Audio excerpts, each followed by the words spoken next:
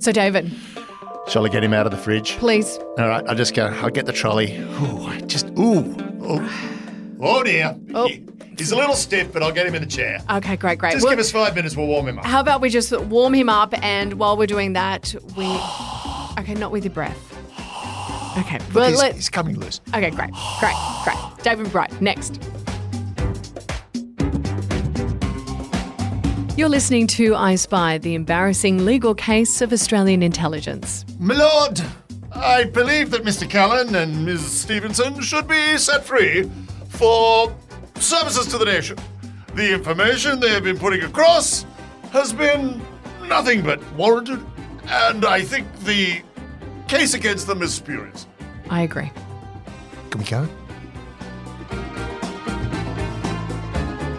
Hello and welcome to I Spy. My name's Michelle Stevenson. I'm here with David Callan, and we have another David who's been put on ice. David McBride, military lawyer, served in Afghanistan, turned whistleblower.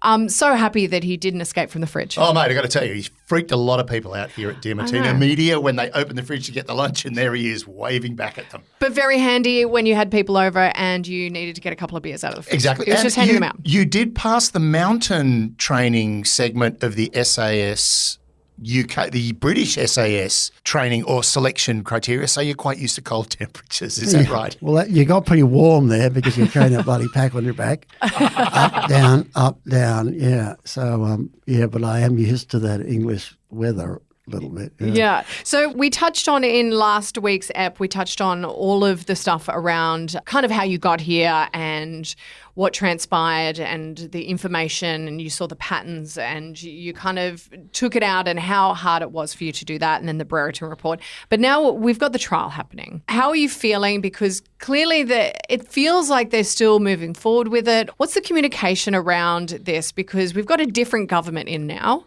So I would have thought that maybe they would have said, hey, we've got out of this what we needed to. We don't really need to pursue it. Considering Bernard Collaery that case has been dropped, is there any chance that it's going to happen for you as well? No, I don't think so. But that is, again, for the sort of like the PhD stuff and this, apparently our spies told us that Dreyfus tried to get Bernard Collaery's case dropped early, and it wasn't that easy. And the spies pushed back on it and said, we need to make an example of this guy. And the only reason that it actually did get dropped wasn't really Dreyfus, but because East Timor said, we're going to do a deal with China because we hate you guys so much. Yeah. And then real politics kicked in and they said, oh, okay, maybe we can look at the Bernard Collaery case again. And that is one of the things that the people behind the scenes really have a lot more power. The Mike Pizzullos of the world actually have more power. Oh, I want to talk about him later. I do want to talk about Mike Pizzullo and a few other people in the bureaucratic circles that are going on. But just going back to the trial, you were going to use public interest as a defence. However, the two witnesses that you were going to use to support that have been bounced. You can't use them. Yeah, no, the Public Interest Disclosure Act is a joke. That actually wasn't the act in that case. That was because we also, it's a funny three-way, use an expression, in the courtroom, because not only do we have the prosecutors trying to put me in jail, but we also have the Attorney General's Department. Well, they call the Attorney General's Department. I think they really represent the spies in the US. And they say, they sort of stop the information coming in. So they say, we're here to protect the information. And so they banned my witnesses. And they even banned one of my own witness statements. They said, that's too secret for anybody to hear. And so it's a bit of a joke, because if you can control the information in a trial, if you control, they're going to let all the prosecution information go in, but stop all my information going in, of course, you're going to win the trial. So, yeah, it doesn't really work having the Attorney Generals there. And, of course, they're not – the name Attorney Generals, it sounds like, oh, look, they're some sort of referee, but they're not. They're playing team government. That will be one of the big factors about how that plays out in my trial, is how much information is stopped. Under these draconian laws that they passed after 9/11, sort of under the impression that people, undercover – people we may have in Al-Qaeda, and sort of to protect their identities, whatever. Even the judge sometimes can't hear the effort. It seems ridiculous. Yeah. but the jury and the judge can't hear the evidence used to convict you. Now, maybe, in that sort of case, but of course, in my case, there's no secret operatives, identities that need to be protected. It's just they miss like anything. I guess I'd be the same if I was in government. If you've got an advantage, you use that advantage. Yeah, you play it. Yeah. Yeah, so what is the feedback that you're getting like in terms of, is this something that is probable it's going to definitely go ahead, or are people kind of supporting you and saying, no, we're working really hard? Are you hearing from people in the government saying, look, we're trying to shut this down? What is the state of play at the moment? Well, it's quite a good mystery, and we don't know. So if you could get a bet on, I wish I put a bet on myself a few years ago. Do each way. I do each way. On the nose every time. I think it's about 50-50. Yeah. I think you get it. Yeah. Now, do you expect there to be a delay? Because at the moment you're just under a month away. It's the November 6th you're meant to appear in the Superior Court of the ACT. Yeah. But I do believe that the prosecutor was not happy with that date. You were. Is there a chance it's going to be delayed, set back? You do have good knowledge. Yeah, no. I read a lot. He's on Reddit. He's literally like a 17-year-old. I'm not going to speak to my lawyers. I've got to call you now. Well, I've got some stuff about the ICC and the dictates of if subordinates are investigated, the state also needs to be investigated, i.e. the commanders and full command responsibility. Exactly right, and that's what some of my more cynical friends say, that the only reason they even had the Brereton report was to stop that happening, because it protected the commanders. Because if the ICC come to call and we are members, they look at the commanders. They don't really care about the corporals, and so that would have scared. Even though it may not have been that likely, the people in Canberra are not particularly brave, and they would not have wanted that to happen. This is just a theory that's popped into my mind, is because the rules of engagement were getting so tight that the political fallout of what was going on, and we didn't want to be seen to be killing innocents. We didn't want any of that collateral damage stuff happening. Is there a chance that what was going on was the soldiers on the ground were actually being briefed to carry things like throwdowns, or was that something they improvised up themselves? I don't know. Not so much an order as a suggestion from a commanding officer saying, make sure you got a radio on them. If you kill someone you shouldn't, chuck it down next to him, and then we're all clear and free. It's a very good observation. And listeners, I'm going to give this podcast A+, because that is a boom, baby. It's like this is the moment where you can actually see David's head explode. He lives for this stuff, and now that someone's fully recognised it, he's very happy. Little eyes are spinning here. Yeah, no, I have to say that is well deserved, because that, while I don't think that was ever actually said, that was exactly one of my problems, to say we did not look into. It was almost like, we only want good news, wink, wink. Yeah. Yeah. So you're going to give us good news, aren't you? Wink, wink. And that was one of the things that annoyed me. The bloke that I was defending who'd shot someone in self-defense, he didn't put a throwdown on him. He said, look, the guy grabbed my rifle, and there was a witness there. It just made sense. And he could have put a throwdown on him, or he could have put a knife in his hand, or he didn't. He just told it like it was. He got, they wanted to put him in jail for life, but then there were people with all these fairly obvious, like some of the throwdowns were reused and reused and reused. Yeah, it's the same radio every time. Yeah, and that was never looked into. What's the actual fight? Like, seriously? Yeah, and there was an AK with all this sort of coloured masking tape on it, so it was quite recognisable. Distinctive, yeah, reused, and no one ever had to justify that. So that is, it sounds exactly like David was saying. They were saying, just give us some sort of, fig leaf of believability, and no one's going to ask any questions. But if you're the poor schmuck who shoots someone in a mist on the top of a mountain, we're going to put you in jail. So you bring a lot of this stuff to light, and as painful and difficult as all that is, some real changes are going to happen, and things have come out that needed to be known, and I think in order for for change to happen, we kind of needed it to be known, but I guess at what cost? So as a whistleblower, you would have an expectation there'd be some form of protection if what you found is found to be credible. Why do you think that isn't happening here? Is it because it's a military case? I think it's because Australia is in a worse position than most of us actually realise, and that everything has become politicised. That is the nature of our government at the moment. Everything is window dressing. Everything is like, how do we win the next election cycle? Put out stories which look good, but don't worry about actually governing the country. And we have, most of these anti-terrorism laws that are used on people like myself and Bernard Cleary. And you saw the ridiculous thing, even the tax office whistleblower. Oh, yeah. Even they tried to get suppression orders for that. Now, how could the Adelaide tax office, doing garnishee orders on small businessmen, how is that going to be, of interest to the Chinese? But apparently it is. And I think perhaps the only way we're going to get change, this is why I say I would never want to take a backward step, and my lawyer, and I never want to sort of take a mental health card, but to say maybe the only way we're really going to get change is that I go to jail. And people are going to say, really? You're putting this guy in jail after everything that's happened? And then people will actually have to look at the bigger picture. I mean, in some ways, the worst thing that could happen is if they just drop the charges now, because nothing will be fixed. Yeah, it would kind of be swept under the rug. So in terms of, looking at the possibility of jail time and stuff, what does that do for your mental toll? And what toll has this taken for you and your family? Like, I would imagine this would be quite a tough situation. You're doing what's right. And of course, you've got to feel good about that. But at what toll for yourself and your family?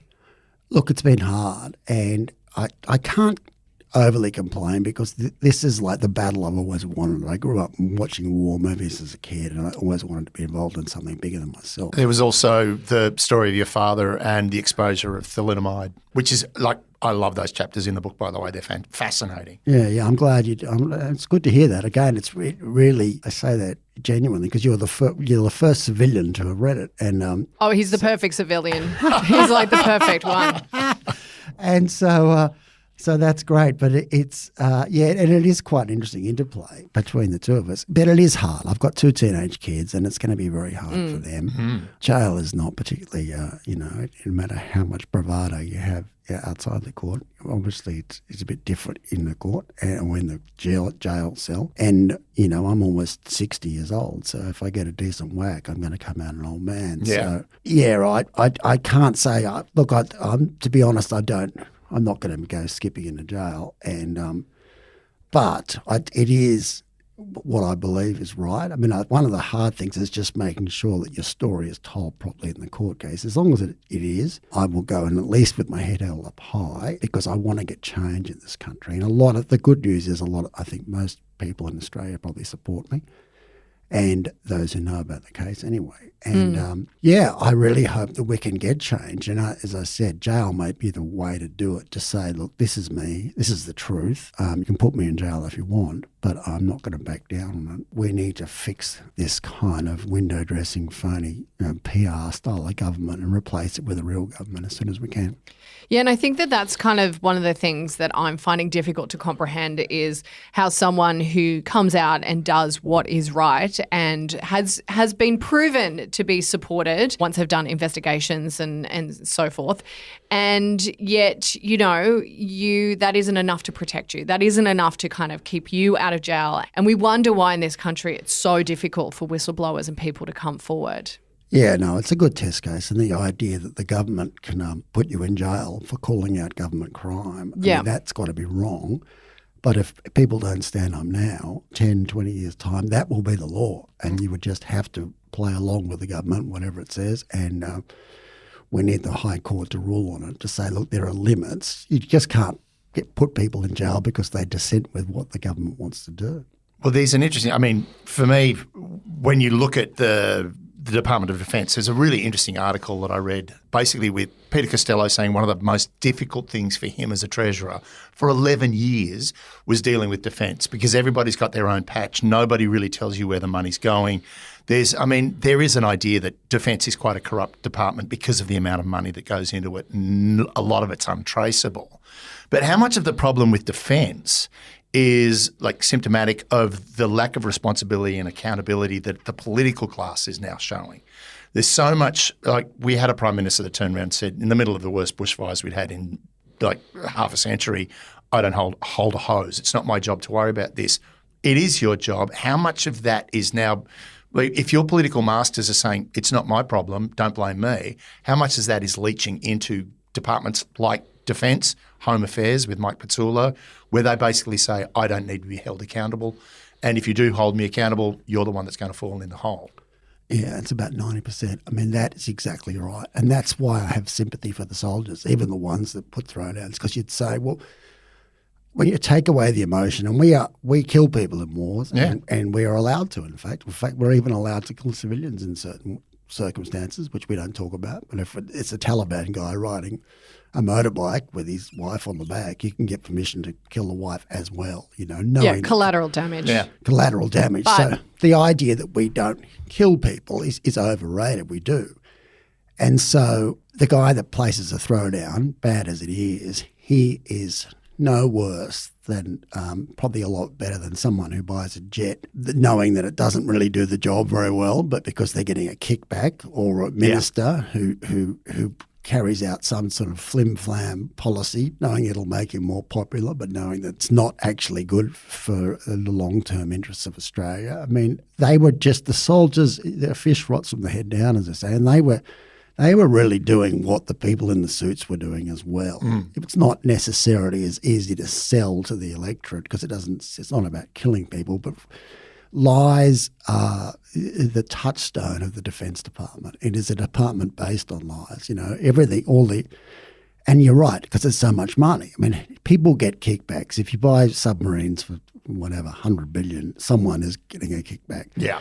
If you buy, jets, someone is getting a kickback everywhere. There's a huge revolving door where people leave Defence and they come back and they end up working for Raytheon or whatever, McDonnell Douglas. And the idea that we actually buy the best equipment is ridiculous. We buy whoever's had the biggest lunch, whoever's getting the biggest kickback. They say the only reason we got the French subs was because someone spent 6 months in France living in shadows and sort of like, Well, yeah, and that makes sense. I mean, my father was in the Defence Force, so I kind of grew up around the Defence Force. But he left and got offered a redundancy at the time where they started, becoming a little less reliant on their own soldiers and kind of like going outward. Everything was all about money and saving money, and companies were formed. And instead of like paying people within the ranks to do a job, we got rid of them, and then we paid a company to do that same job. And we paid them twice as much and as we paid them the soldier. twice as much. And they did half as good a job, Yeah, it's kind of the corporatization of the Defence Force. We kind of saw that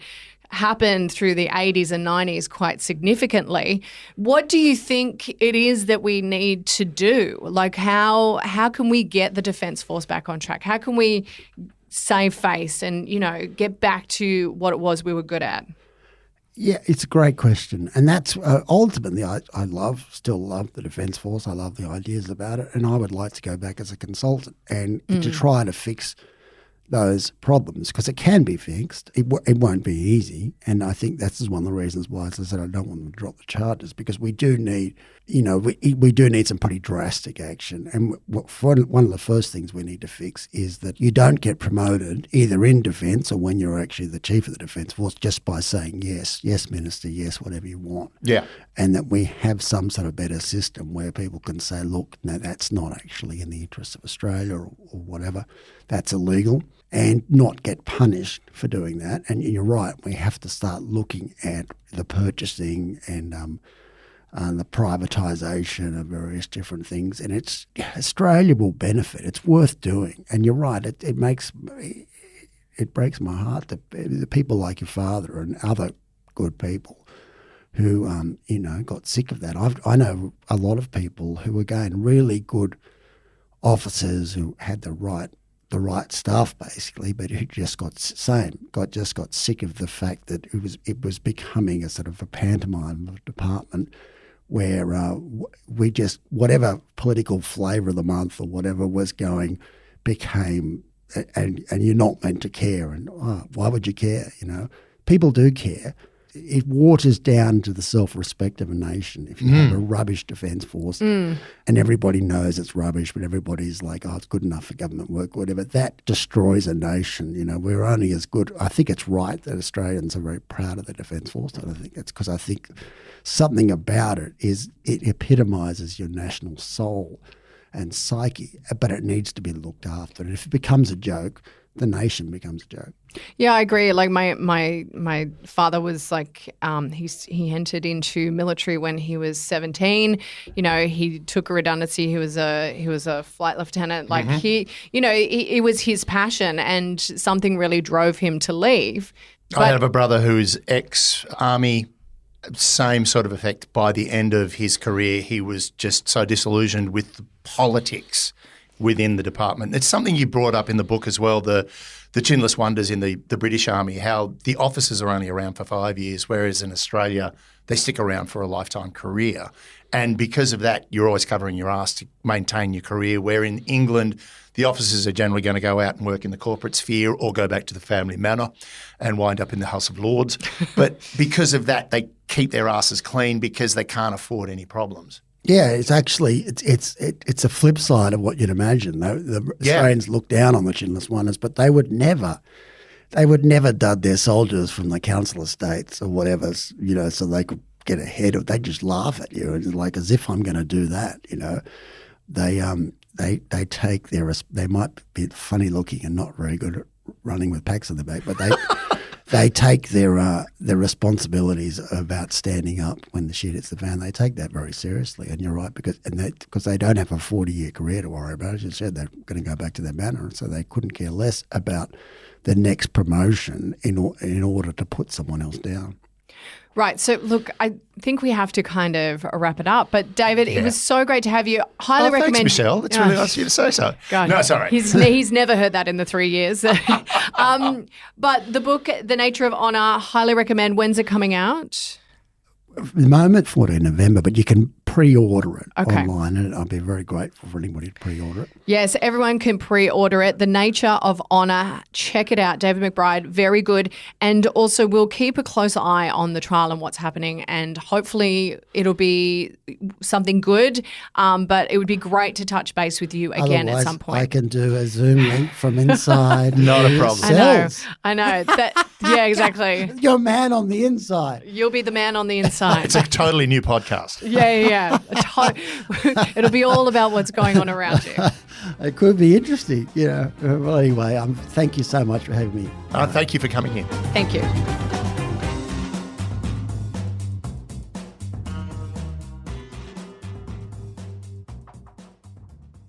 Looking for a new career? Welcome to Do HVAC Training Service Center in North Charleston. Enroll today in our comprehensive HVAC training hands-on field experience-based program, covering troubleshooting, maintenance, installation, and more on various HVAC systems and ductwork. We offer EPA and NAEP preparation and testing, along with various certifications. Enjoy payment options. Achieve certification in under 5 months. Enroll now for your new journey of skill development and career advancement. Log on to dewhvactrainingsc.com to inquire.